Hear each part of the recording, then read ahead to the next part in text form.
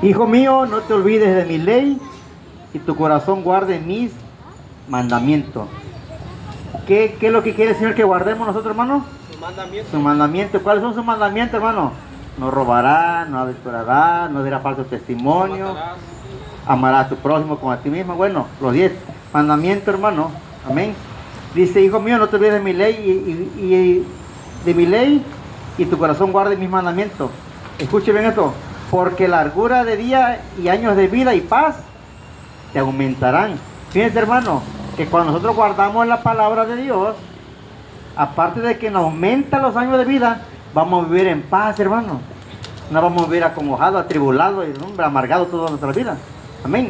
Y dice el verso 3, nunca se aparte de ti la misericordia y la verdad, átalas a tu cuello, escríbela en la tabla de tu corazón, y hallarás gracia y buena opinión ante los ojos de Dios y de los hombres, porque van a decir, oye, qué buen hermano, ¿no? El hermano. Y muchas veces decimos, no importa lo que diga la gente, lo que piense Dios de mí. No, hermano, la Biblia dice que tenemos que hallar gracia delante de ¿quién?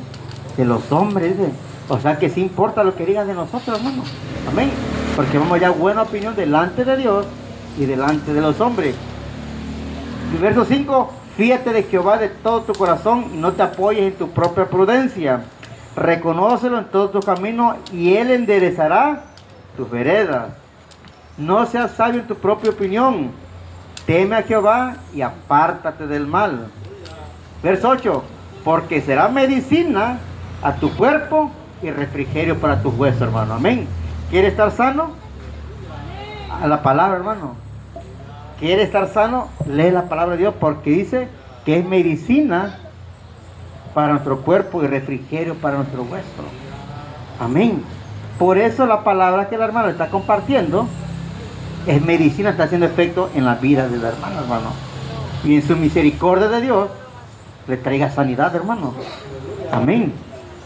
Entonces, hermano, ¿cuántos beneficios obtiene leer la palabra?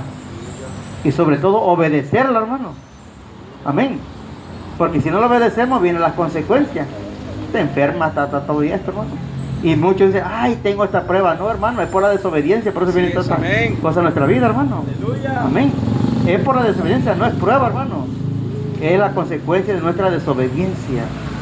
Prueba, hermano, llega a tu vida cuando tú estás caminando recto delante de Dios, hermano. A lo mejor no perfecto, pero sí con temor y temblor delante de Dios. Y te vienen complicaciones. Eso sí es prueba, hermano. Puede decir, soy probado de parte de Dios. Pero cuando andas caminando todo chueco, hermano, y vienen las cosas, esa es consecuencia de la desobediencia, hermano. De tus malas decisiones que tú tomas. Amén. ¿Cuántos dicen amén, hermano? Amén. Tremenda la palabra, hermano. Así que ya sabemos, si queremos ser sanos. Y por último, este mismo versículo lo va a leer, hermanos. Querido jovencito, grábate bien mi enseñanza, dice. O querida iglesia, grábate bien mi enseñanza. Memoriza mis mandamientos. Así te irá siempre bien por el resto de tu vida.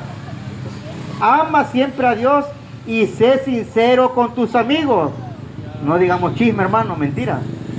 Hablemos verdad, hermano. Amén.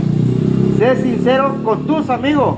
Así estarás bien con Dios y con tus semejantes. Y no está más entendible esto, hermano. Pon toda tu confianza en Dios y no en lo mucho que tú sabes. Toma en cuenta a Dios en todas tus acciones y Él te ayudará en todo. No te creas muy sabio. Obedece a Dios y aléjate del mal. Así te mantendrás sano y fuerte, hermano. Amén. Gloria al Señor, hermano. ¿Quién quiere estar sano y fuerte, hermano? ¿Quién no quiere estar sano?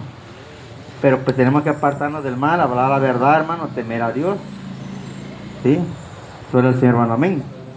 Así voy a invitar a la hermana Janet, va a salir con los niños, hermano. Amén.